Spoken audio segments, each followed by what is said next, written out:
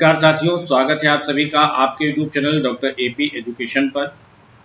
साथियों, अपने इस क्वेश्चन पेपर सॉल्विंग सीरीज में हम लोग आज 2004 के पीजीटी एग्जाम में पूछे गए प्रश्न पत्रों को सॉल्व करेंगे। इसी क्रम में मैं आपको एक बार बता देना चाहता हूं कि ये जो क्वेश्चंस हैं ये मैंने नहीं बनाया है, प्रीवियस ईयर क्वेश्चन पेपर जैसा है वैसा मैं आपको बता रहा हूँ।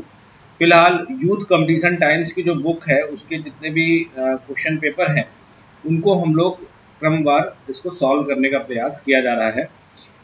बुक में जब कभी ज़्यादा मात्रा में प्रश्न रहते हैं तो गलतियों की संभावना रहती है, तो उन्हीं प्रश्नों को हम लोग एक बार समझ करके कि क्या कोई गलती उसमें है या नहीं है तो उसको भी हम लोग यहाँ पर सॉल्व करते हैं। तो चलिए आज के लेक्चर को हम लोग स्टार्ट करते हैं। जो भी साथी अध्ययन शिक्षा साथ विषय से जिनका संबंध है उन सभी के लिए ये वीडियो उपयोगी है। पहला क्वेश्चन कहता है कि वास्तविक कार्यकर्ता द्वारा अपनी कार्य पद्धति में सुधार लाने हेतु किया गया अनुसंधान कहलाता है। कौन सा? ऐतिहासिक अनुसंधान कहलाता है क्या? सर्वेक्षण अनुसंधान कहलाता है क्या? प्रयोगात्मक अनुसंधान कहलाता है क्या? या फिर क्रियात्मक अनुसंधान कहलाता है? तो साथियों एक बार समझने का प्रयास करना, यहाँ पर क्या लिखा हुआ है? यहाँ पर लिखा है वास्तविक कार्यकर्ता द्वारा, ठीक है, जब अपनी कार्य पद्धति में सुधार करना हो। तो दो तीन कीवर्ड्स हैं जिनको आप ध्यान रखिए। इस प्रश्न का जवाब होगा क्रियात्मक अनुसंधान, और क्रियात्मक अनुसंधान के संदर्भ में पूछे जाने वाली कई बातें हैं, कई कीवर्ड्स हैं जिनको आप ध्यान रख सकते हैं।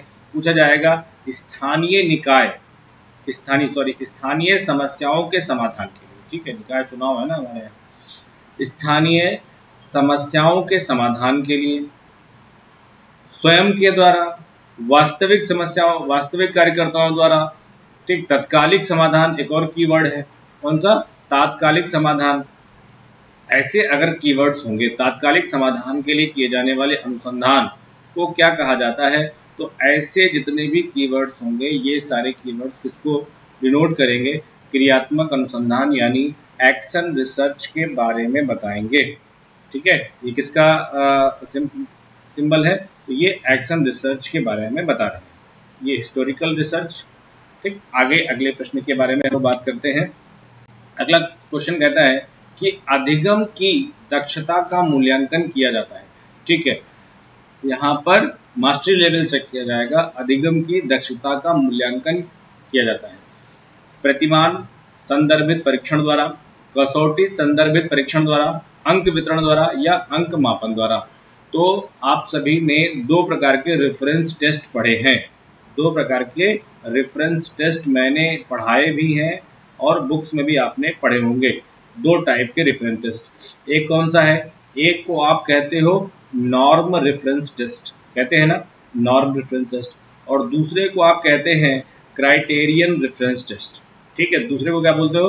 क्राइटेरियन रेफरेंस टेस्ट या निकास या कसौटी संदर्भित मापन।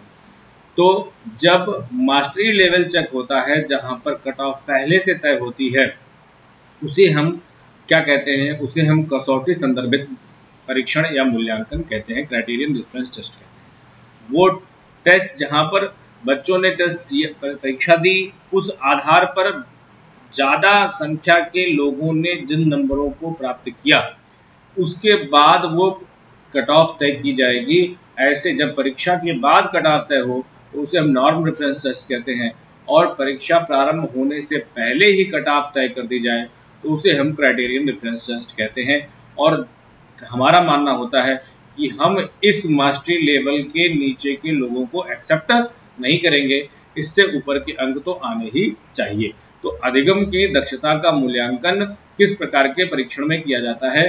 तो आपका होगा क्राइटेरियन रेफरेंस टेस्ट, निकट संदर्भित मापन या कसौटी संदर्भित मापन, ठीक है। आगे चले। अब आगे अगला क्वेश्चन कहता है कि शिक्षा मनोविज्ञान का संबंध है। शिक्षा मनोविज्ञान का संबंध किससे? बालक से है क्या? पढ़ाने और सिखाने से है क्या? चेतना से है क्या? या शिक्षक से? तो जहां पर यहाँ पर शब्द लिख गया है शिक्षा, तो शिक्षा मनोविज्ञान का जो संबंध है वो पढ़ाने और सिखाने से संबंधित है, ठीक है। नेक्स्ट क्वेश्चन की बात करें, कोई कंफ्यूजन होगी आप बताते चलिए। अगला क्वेश्चन फेमस डेफिनेशन है, कई बार पूछी जा चुकी, किशोरावस्था बड़े संघर्ष, तनाव, तूफान और विरोध की अवस्था है। किसने कहा? आप सभी जानते हो, विकल्प पढ़ने की बहुत अधिक आवश्यकता नहीं है। हम जानते हैं स्टैनले हॉल की, ये काफी फेमस डेफिनेशन है। अगला क्वेश्चन क्या है? अगला क्वेश्चन कह रहा है कि जब रागात्मक प्रकृति का वेग बढ़ जाता है तभी संवेग की उत्पत्ति होती है। ये कथन किसका है? तो ये भी बड़ी अच्छी डेफिनेशन है और अभी याद हो जाएगी आपको। किसने कहा? रॉस ने कहा, वुडवर्थ ने कहा, गेट्स ने कहा या वैलेंटाइन ने कहा। तो जब राग बढ़ जाता है तभी संवेग बढ़ता है। ठीक है, तब संवेग की उत्पत्ति होती है। किसकी है? वैलेंटाइन महोदय की। तो हम लोगों ने इसका लिंक अपने आप से ही जोड़ लिया होगा कि जब आगे बताने की जरूरत आपको नहीं है। शिशु का रोना, चिल्लाना, हाथ पैर पटकना किस प्रकार के व्यवहार की अभिव्यक्त करता है? तो शिशु का रोना, चिल्लाना, हाथ पैर पटकना ये सामाजिक व्यवहार है क्या, या संवेगात्मक व्यवहार को प्रदर्शित कर रहा है, या उसके मानसिक स्वरूप को प्रदर्शित करता है, या फिर बच्चे के शारीरिक विकास का यह वर्णन कर रहा है? तो ये जो है ये उल्लेख कर रहा है किसका? संवेगात्मक व्यवहार का। आगे अगला क्वेश्चन सॉल्व करते हैं हम लोग। भाई रोना चिल्लाना किससे है? संवेग से ही संबंधित है, तो संवेगात्मक व्यवहार की अभिव्यक्ति है ये। सीखने का उद्दीपन, अनुक्रिया या प्रतिक्रिया सिद्धांत किसका है?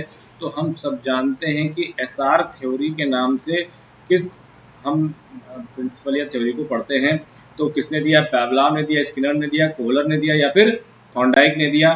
तो हम सब जानते हैं कि ये उद्दीपन प्रतिक्रिया सिद्धांत या उद्दीपक अनुक्रिया सिद्धांत, स्टिमुलस रिस्पॉन्स थ्योरी, ये सभी थॉर्नडाइक की थ्योरी है।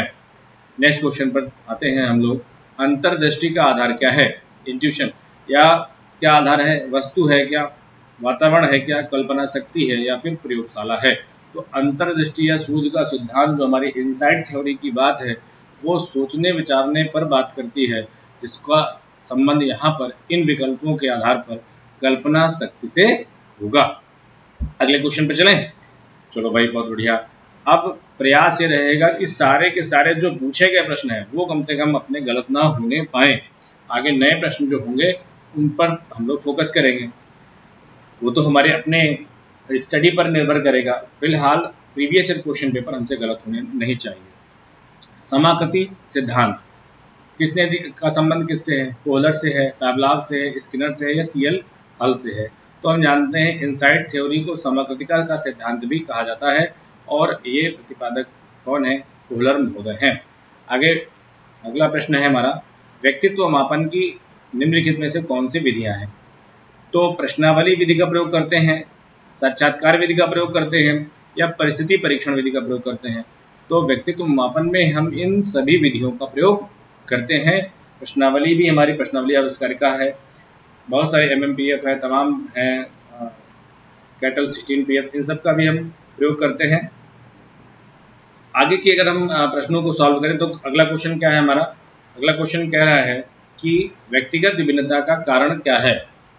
ठीक है, व्यक्तिगत विभिन्नता का मतलब हम और आप, शरीर, रंग, रूप, विद्वता, बुद्धि, अन्य सब में अलग अलग होते हैं और इन सभी विभिन्नताओं का मुख्य कारण क्या हो सकता है? वंशानुक्रम हो सकता है, आयु और बुद्धि हो सकता है, बिल्कुल हो सकता है, शैक्षिक एवं आर्थिक स्तर बिल्कुल हो सकता है, यानी ये सारे ऑप्शन सही हैं, यानी उपयुक्त सभी को हम चयनित करेंगे। नेक्स्ट क्वेश्चन पर चलें तो ये बात कर रहा है बच्चे के मानसिक स्वास्थ्य के बारे में। बालक का मानसिक स्वास्थ्य का विकास करने वाला कौन सा फैक्टर है? तो बच्चे का मानसिक स्वास्थ्य ठीक रहे, मानसिक स्वास्थ्य का विकास होता रहे, नहीं बुद्धि उसकी दुरुस्त रहे, बहुत दिमाग उसका ना खराब होने पाए। अगर हम अपनी भाषा में बात करें तो बच्चे का दिमाग कैसे कैसे खराब होता है या आपका दिमाग कैसे खराब होता है? समाज के काम से बिल्कुल, परिवार के कार्य से बिल्कुल, विद्यालय में भी ऐसी परिस्थितियां बन जाती हैं जिससे मूड खराब हो जाता है, तो बिल्कुल।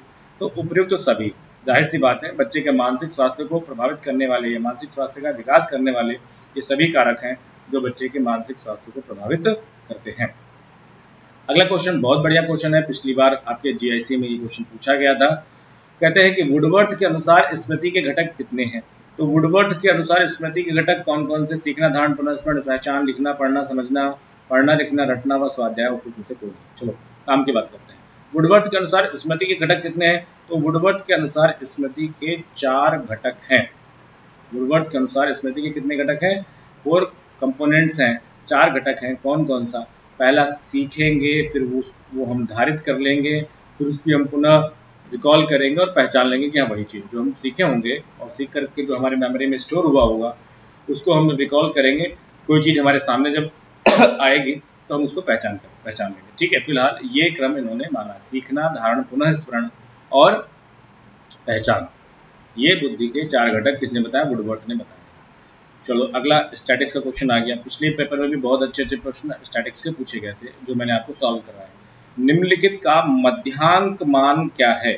मीडियन पूछा गया है, मीडियन पूछा गया है।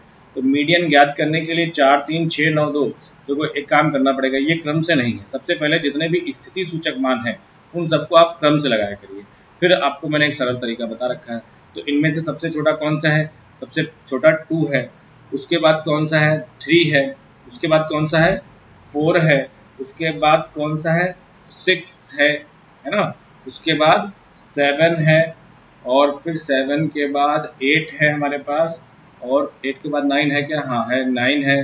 10 है क्या? हाँ 10 है। ठीक, और फिर क्या दिया हुआ है? 11 भी है 10 के बाद, हाँ 11 भी है। उसके बाद 12 दिया हुआ है। यानी यहाँ पे कितनी है संख्याएं? 1 2 3 4 5 6 7 8 9 और 10। यहाँ भी हम देख लें कि कोई हमने छोड़ी तो नहीं।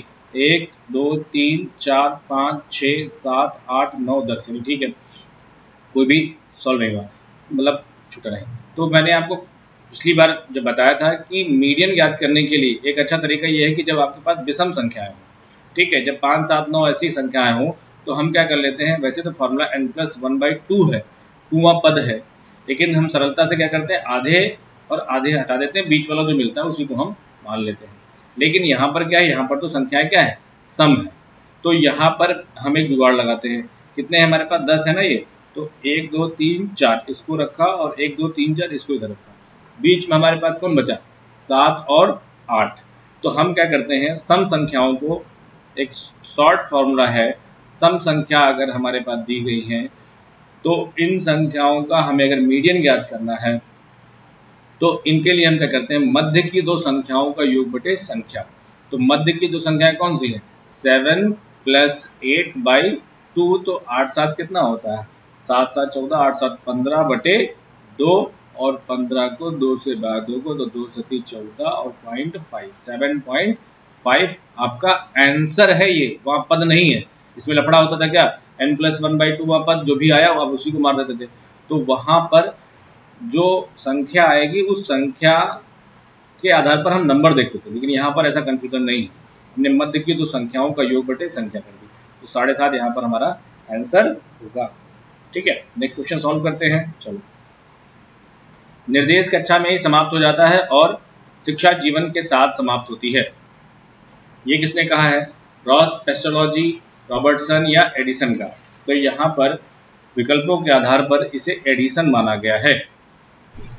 आगे बात करते हैं, शिक्षा दर्शन दार्शनिक विश्वास का क्रियाशील रूप है, दार्शनिक विश्वास का सिद्धांत है, या दार्शनिक विश्वास का सिद्धांत एवं क्रियाशील दोनों है, इनमें से कोई नहीं। देखो ये कैसे पूछा गया है और कैसे आप लोगों ने पढ़ा है आपने ऐसे कि शिक्षा दर्शन का गत्यात्मक पहलू है या शिक्षा दर्शन का क्रियाशील पहलू है, तो इन बवालों में मत पढ़ो, सीधे पहला मानो, शिक्षा दर्शन का क्रियात्मक स्वरूप है।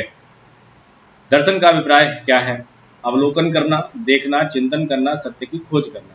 तो दर्शन का जो शाब्दिक अर्थ देखने से तो आ रहा है, लेकिन दर्शन का जो वास्तविक अर्थ है देखने से ज़्यादा सोचने से है, चिंतन करने से है। हायर के एग्जाम में, हायर के इंटरव्यू में मुझसे ये क्वेश्चन पूछा गया था कि अच्छा आप दर्शन पढ़ाते हैं तो दर्शन का अर्थ क्या है। बड़े अच्छे तरीके से उन्होंने गोल गोल प्रश्न पूछा था और जवाब दिया गया था। अगला क्वेश्चन, तत्व सिद्धांत का प्रतिपादन किसने किया? ठीक, तत्व सिद्धांत का प्रतिपादन किसने किया? प्लेटो, डेकार्ट, बर्कले तथा स्पिनोजा। देखो ये एक जबरदस्ती का प्रश्न बनाया हुआ है। तत्व मीमांसा, ज्ञान मीमांसा और आचार मीमांसा, इन 3 आधार पर हम किसी भी दर्शन को पढ़ते हैं और उसकी बातों को समझने का प्रयास करते हैं। फिलहाल यहाँ पर इन विकल्पों के आधार पर तत्व सिद्धांत की हम क्या कहेंगे, प्लेटो को मान लेंगे। सभी दुष्टता कमजोरी के कारण आती है, यह कथन शिक्षा के किस उद्देश्य की ओर संकेत करता है? मानसिक विकास की ओर, नैतिक विकास की ओर, व्यावसायिक विकास की ओर, या फिर शारीरिक विकास की ओर। देखो यूथ की किताब में ये क्वेश्चन जो दिया हुआ है 19 नंबर पर, इसमें इन्होंने बी ऑप्शन यानी नैतिक विकास माना है, लेकिन ये जो प्रश्न है सभी दुष्टता कमजोरी के कारण आती है, ये जो संदर्भ भले नैतिक विकास को लेकर के है, लेकिन ये उद्देश्य किस चीज का है, ये बच्चों के शारीरिक विकास को के लिए से संबंधित है। जब शरीर आपका मजबूत होगा तो स्वामी विवेकानंद ने कहा है कि सुशिक्षा से संस्कार और सुस्वास्थ्य से साहस आता है।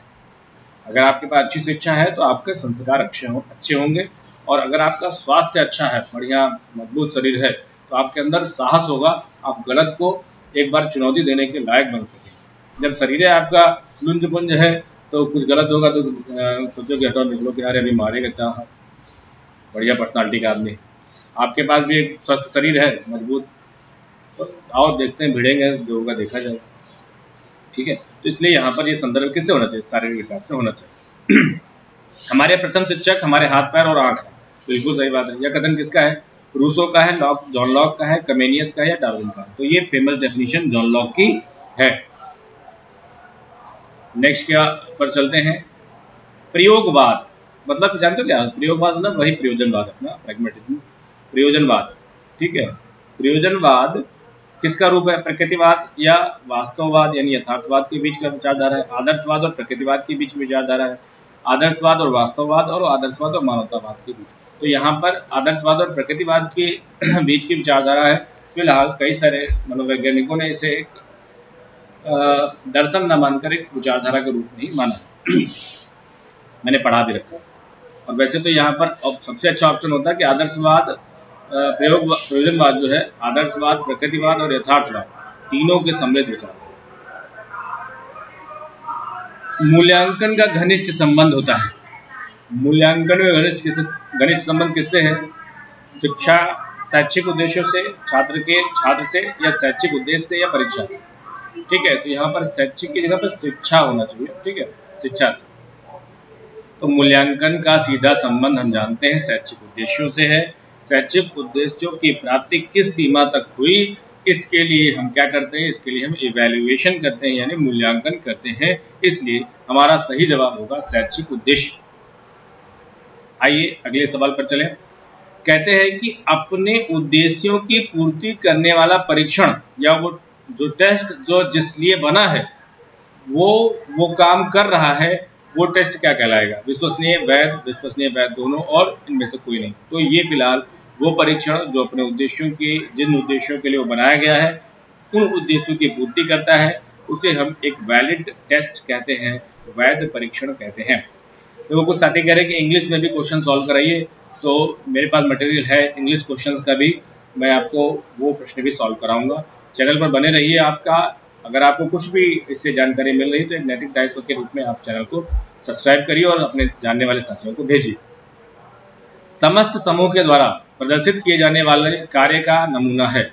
अच्छा हाँ, बढ़िया क्वेश्चन है ये। समस्त समूह के द्वारा, अगर बड़ी संख्या में कोई ग्रुप कोई जो आंसर पा रहा है उसको क्या कहेंगे, प्रतिमान कहते हैं क्या, ठीक है, स्टैंडर्ड, मानक, नॉर्म कहते हैं क्या, मूल प्राप्तांक यानी स्टैंडर्ड स्कोर कहते हैं क्या, इनमें से कोई नहीं। तो समस्त समूह के द्वारा प्रदर्शित किए जाने वाला कार्य, या इसको कह सकते हैं बड़े समूह के द्वारा, इसको क्या पूछा जा सकता है, इसको पूछा जा सकता है कि बड़े समूह के द्वारा प्रदर्शित किया जाने वाला कार्य का किसे कहा जाता है। तो हमने आपको अभी पहले के क्वेश्चन में बताया कि नॉर्म रेफरेंस टेस्ट और क्राइटेरियन रेफरेंस टेस्ट में अंतर यही था कि नॉर्म रेफरेंस टेस्ट में जो हम एक नॉर्म बनाते हैं, वो जो बड़े समूह के द्वारा जो अंक प्राप्त किया गया है उसी को हम एक नॉर्म बना देते हैं, उसी आधार पर हम चयन करते हैं। ठीक है, कोई कंफ्यूजन होगी तो बताइएगा। अगर कंफ्यूजन के लिए आप इसका लेक्चर जो अपलोड है वो भी देख सकते हैं। नेक्स्ट क्वेश्चन बात करते हैं 25 नंबर। कैलिफोर्निया उपलब्धि परीक्षण निर्मित किया गया किसके द्वारा, उच्चतर के छात्रों द्वारा, माध्यमिक स्तर के छात्रों द्वारा, जूनियर हाई स्कूल, या फिर ये किसके द्वारा, आपका क्या लिखा है, प्राइमरी स्तर के छात्रों के द्वारा। तो ये जो कैलिफोर्निया उपलब्धि परीक्षण है वो माध्यमिक स्तर के छात्रों के लिए बनाया गया था। आपको उस बुक में मिल जाएगा, क्या बोलते हैं, अरे सबसे फेमस मनोविज्ञान की जो बुक है अरुण कुमार सिंह की किताब में आपको ये क्वेश्चन का आंसर बढ़िया मिल जाएगा। निबंधात्मक परीक्षाओं का प्रयोग सर्वप्रथम किसने किया? ठीक, भारत में, अमेरिका में, इंग्लैंड में, चीन में। तो कहा जाता है कि चीन में निबंधात्मक परीक्षाओं का प्रयोग सर्वप्रथम किया गया। किस प्रकार की प्रश्नावली में शब्द समूह के अनुसार जो उपयुक्त नहीं होता उसे हम अलग कर देते हैं? तो जाहिर सी बात है, तुलनात्मक बहुचयन, प्रतिविज्ञान मतलब रिकॉल वाले प्रकार के प्रश्न, वर्गीकरण बहुचयन प्रकार के, या पुनर्व्यवस्थित। तो हम जानते हैं कि मल्टीपल चॉइस क्वेश्चन में हम जो भी हमारे शब्द समूह से संबंधित नहीं होता उसमें से हम उन सबको हटा देते हैं। ठीक है, वर्गीकरण बहुचयन प्रकार के प्रश्न। ठीक है, नेक्स्ट क्वेश्चन पर आ जाते हैं 28 नंबर। छात्रों के सर्वांगीण विकास का मूल्यांकन किस पर किया जाता है, किस परीक्षा प्रणाली के द्वारा किया जाता है? तो एक्सटर्नल, इंटरनल, सेमेस्टर, या फिर आंतरिक, बाह्य, आंतरिक और सतत मूल्यांकन, कंटिन्यूअस इवैल्यूएशन। तो एक्सटर्नल, इंटरनल और कंटिन्यूअस इवैल्यूएशन मेथड के द्वारा, इन सभी प्रक्रियाओं के माध्यम के द्वारा हम छात्रों के सर्वांगीण विकास को जांचते हैं। कहा गया है कौन सा उपाय शिक्षा के स्तर को ऊंचा उठाने में सहायक है? तो भीड़ भरी कक्षा, हाँ सबसे जरूरी है। राजनीतिक हस्तक्षेप, ये तो सबसे इम्पोर्टेंट है। प्रभावी शिक्षण पद्धति या अव्यवहारिक पाठ्यक्रम। तो बच्चों के शिक्षा के स्तर को ऊंचा उठाना है तो इसके लिए हमें क्या करना होगा? एक प्रभावी शिक्षण पद्धति बनानी होगी। चलिए नेक्स्ट क्वेश्चन 30 नंबर क्वेश्चन पे आते हैं। राष्ट्रीय महिला आयोग का गठन कब हुआ? तो आपका बालिकाओं की शिक्षा के संबंध में आपका लेक्चर मैंने इस पर अपलोड किया हुआ है, सारी जितने संबंधित चीज़ें हैं वो भी उसमें मिल जाएंगी आपको। तो 1992, 90, 91 हम जानते हैं कि राष्ट्रीय महिला आयोग का गठन 1992 में किया गया। वैदिक कालीन शिक्षा का स्वरूप कैसा था? तो वैदिक कालीन शिक्षा का स्वरूप शायद पिछली बार ये क्वेश्चन पूछा गया था। संस्थागत था, व्यक्तिगत था, सामूहिक था, या? तो यहाँ पर हम इसको मानते हैं कि वैदिक कालीन शिक्षा का स्वरूप व्यक्तिगत था। आगे नेक्स्ट क्वेश्चन पर आते हैं। उपसंपदा संस्कार संपन्न होता था। तो उपसंपदा संस्कार किससे संबंधित है? बौद्धकालीन शिक्षा से संबंधित है। ठीक, तो एडमिशन के लिए पबज्जा, और जब पूरी हो जाए पढ़ाई तो उपसंपदा। तो देखो क्या लिखा है विकल्पों में। आश्रम में प्रवेश के समय नहीं, आश्रम में शिक्षा प्राप्त करने के बाद नहीं, मठ में प्रवेश के बाद, या मठ में 12 वर्ष के अध्ययन करने के पश्चात। तो ये यहाँ पर फिलहाल आपका उच्च शिक्षा से संबंधित है, और उच्च शिक्षा मठ और विहारों की बात है। आश्रम का यहाँ पर कोई बवाल नहीं है, यहाँ पर बौद्ध शिक्षा की बात हो रही है, और बौद्ध शिक्षा में मठ और विहारों की बात होती है। जल्दबाजी में हम आश्रम में शिक्षा प्राप्त करने के बाद न लगा दो। ठीक है, सुरहते आम, सुरहते आम की स्थापना किसने की थी? तो सिकंदर लोदी ने की थी, हुमायूं ने की थी, बाबर ने की थी, या अकबर ने की थी? तो हुमायूं जो था एक ज्योतिष और भूगोल, कहते हैं कि उसने क्या कहते हैं, ज्योतिष और भूगोल का उसे अच्छा ज्ञान था। ठीक है, और उसने एक वो बनाया था, क्या कहते हैं, मदरसा बेगम की स्थापना की थी। अब बाबर की अगर हम बात करें तो बाबर के समय में एक विभाग था जो स्कूल और कॉलेजों की व्यवस्था करता था, जिसे क्या कहा जाता था? सुहरते आम कहा जाता था। ठीक है, आम खाने वाला नहीं है। ठीक, ये वो ऑफिस का नाम है जिसमें आम लोग आ सकते हैं, मतलब जन सामान्य, सुहरते आम। ठीक है, तो ये बाबर के समय का विभाग है जो स्कूल और कॉलेजों की व्यवस्था से संबंधित है। क्वेश्चन एक बढ़िया पूछ सकते हैं कि मदरसा बेगम की स्थापना किसने की? तो हुमायूं के द्वारा महामंगा जो थी उनके सहयोग से स्थापित किया गया। ठीक है, और हुमायूं, क्वेश्चन अगला मतलब जो मध्यकाल का प्रश्न है, उस मध्यकाल से हुमायूं से भी क्वेश्चन बन सकता है कि वो व्यक्ति जिसे भूगोल और ज्योतिष का अच्छा ज्ञान था, वो व्यक्ति जो अपने साथ एक चुना हुआ पुस्तकालय लेकर चलता था। तो ये सारी बातें हुमायूं के बारे में है। फिलहाल इस सवाल का जवाब बाबर होगा। शिक्षा में निस्यंदन सिद्धांत का प्रतिपादक किसने? फिल्ट्रेशन थ्योरी किसकी है? ऑकलैंड की, बेंटिक की, मैकाले की, या वुड की? तो का प्रतिपादक मैकाले को ही माना जाता है। भारतीय शिक्षा का महाअधिकार पत्र किसे कहा गया है? बढ़िया प्रश्न। वुड का घोषणा पत्र, मैकाले का विवरण पत्र, बेंटिक। तो हम सभी जानते हैं वुड के घोषणा पत्र को भारतीय शिक्षा का महाअधिकार पत्र कहते हैं। देखो, जो सामान्य से प्रश्न जो कई बार रिपीट हो चुके हैं उनको बहुत इलेबोरेट करने की, उनको बहुत एक्सप्लेन करने की जरूरत नहीं है। कम समय में हम अपनी तैयारी को पूर्ण कर लें। ब्रिटिश भारत में सर्वप्रथम किसने शिक्षा को राज्य का उत्तरदायित्व स्वीकारा? विलियम हंटर होंगे और क्या, हंटर नहीं है, हंटर, बेंटिंग, ऑकलैंड या चार्ल्स। देखो भाई, यहाँ पर किताब में, यूथ की किताब में ऑकलैंड दिया हुआ है, लेकिन अगर बात की जाए तो ये वुड के घोषणा पत्र से ही शिक्षा के रूप में इसको स्वीकार किया गया है। और वुड के घोषणा पत्र में मैंने आपको लिखाया पढ़ाया भी कायदे से है कि उसी समय एक बात कही गई थी कि शिक्षा जो है राज्य का मूल उत्तरदायित्व होना चाहिए। मैं आपको वो लाइन पढ़कर सुना देता हूँ, ठीक है। भारतीय शिक्षा का उपकाल इसे कहा गया है, और यहाँ पर उत्तरदायित्व की बात जब आ जाती है तो निस्यंदन सिद्धांत को यहाँ पर हटाने की बात कही गई है, और जन सामान्य की शिक्षा का उत्तरदायित्व वुड के घोषणा पत्र में स्पष्ट रूप से कहा गया, ठीक है। हाँ, प्रत्येक प्रांत में जन शिक्षा विभाग की स्थापना की घोषणा की गई, और भारत में जन शिक्षा विभाग कंपनी के केंद्र शासित मुख्यालयों पर खोले गए, ठीक है। तो यहाँ पर जन शिक्षा के प्रसार की जो घोषणा है उसके विषय में सर्वप्रथम जो ध्यान है वो किसका है, वुड के घोषणा पत्र का है। तो कंफ्यूजन मत रखिएगा, और क्योंकि किताब में यहाँ पर ऑकलैंड दिया हुआ है यूथ की बुक में। गोपाल कृष्ण गोखले ने केंद्रीय, देखिए बुक की कोई गलती नहीं है, जब बंच में क्वेश्चन कहीं पर भी होंगे तो वहाँ पर गलती की संभावना रहती है। अभी हाल ही में सबसे ज़्यादा मात्रा में किताब क्वेश्चंस का जो कलेक्शन है आपको यूथ की बुक में ही मिलेगा, और सबसे इस मामले में सबसे अच्छी बुक है। और जो भी आप अलग अलग राज्यों के भी प्रश्न इसमें मिल जाते हैं, जो तैयारी के लिए बहुत अच्छी है। अब ये थोड़ा सा और सुधार भी कर रहे हैं, प्रश्नों के गलत होने की संभावना धीरे धीरे कम हो रही है, तो नई किताबें आपकी आती जा रही हैं। फिर भी जहाँ कहीं भी आप इतना अपने अंदर समझदारी बनाइए कि जहाँ कहीं भी बल्क में क्वेश्चन होंगे वहाँ पर एक आध क्वेश्चन तो गलत होने की संभावना जरूर से जरूर होगी। गोपाल कृष्ण गोखले ने केंद्रीय धारा सभा में अनिवार्य एवं निःशुल्क प्राथमिक शिक्षा संबंधी विधेयक कब प्रस्तुत किया?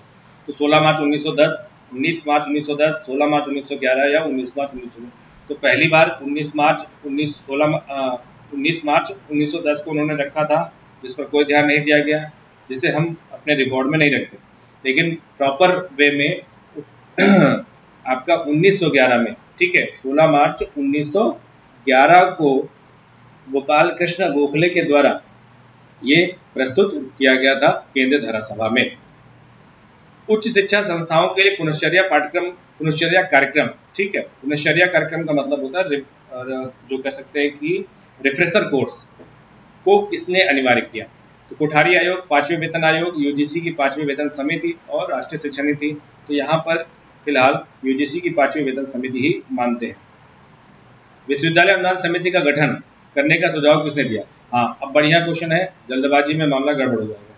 विश्वविद्यालय अनुदान समिति लिखा है, यहाँ पर आयोग नहीं लिखा है, ठीक है। तो भारतीय शिक्षा आयोग 1882 होना चाहिए, ठीक। भारतीय शिक्षा आयोग 1882, भारतीय विश्वविद्यालय आयोग 1902, कलकत्ता विश्वविद्यालय आयोग 1917, सार्जन कमीशन 1944।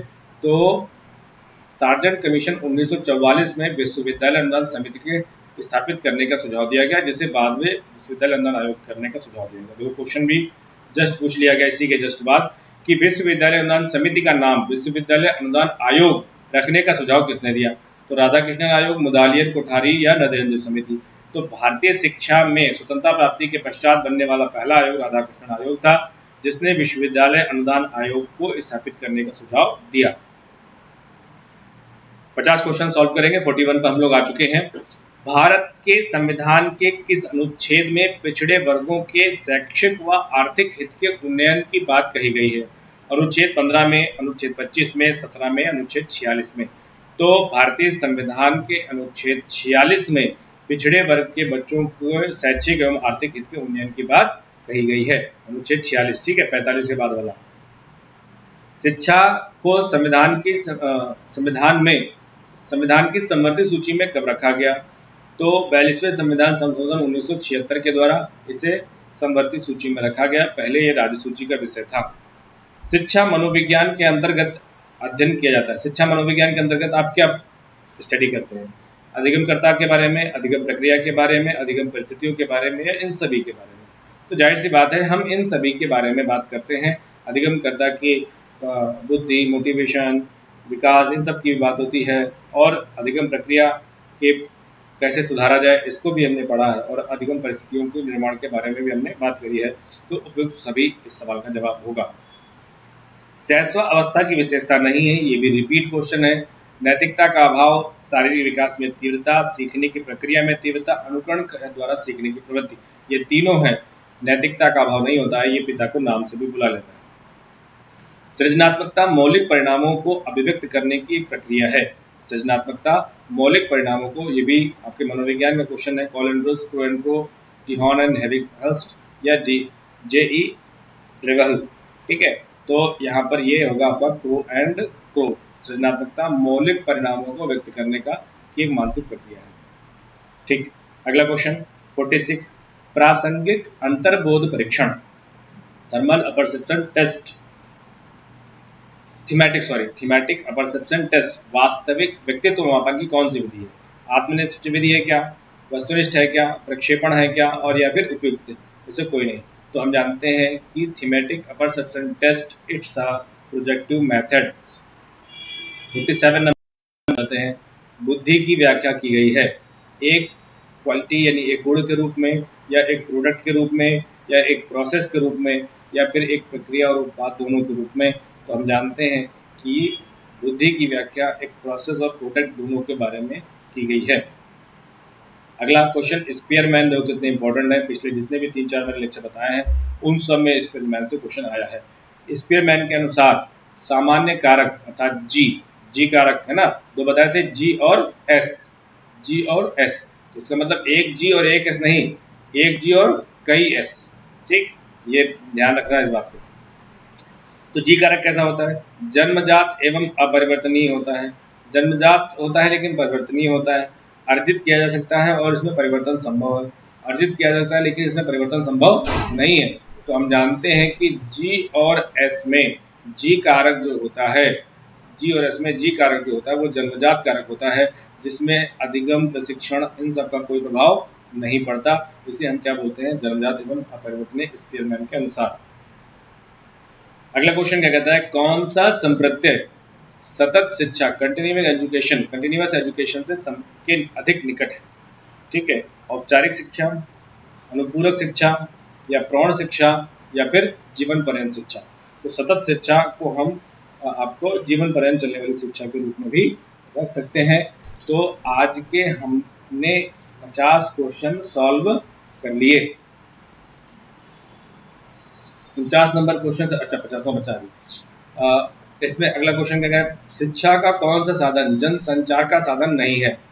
तो शिक्षा का कौन सा जनसंचार साधन हमारा कौन कौन सा है? परिवार, समाचार पत्र, इंटरनेट, वीडियो। तो समाचार, इंटरनेट, वीडियो ये सब जनसंचार के माध्यम है। जन मतलब क्या होता है? लोग, ज़्यादा लोगों तक सूचना पहुंच सके। तो समाचार पत्र के माध्यम से, इंटरनेट और रेडियो। परिवार जो हमारा जनसंचार का साधन नहीं है, ये अनौपचारिक शिक्षा का प्रमुख साधन है, परंतु जनसंचार जो है निरौपचारिक शिक्षा का प्रमुख साधन है, और ये इसके प्रमुख अंग हैं। तो अभी हम लोगों ने इस लेक्चर में 50 क्वेश्चन को सॉल्व किया। अगले लेक्चर में हम लोग 51 से लेकर के 125 तक क्वेश्चन को सॉल्व करेंगे। चैनल को सब्सक्राइब करिए जिससे आपको आगे के लेक्चर्स मिलते रहें कंटेंट के साथ, क्वेश्चन आंसर के साथ मैं कंटेंट भी आपको अवेलेबल कराऊंगा आगे आने वाले दिनों में। तो तब तक आप साथ रहिए, स्वस्थ रहिए और अपना ख्याल रखिए। तब तक के लिए धन्यवाद। भारत माता की जय।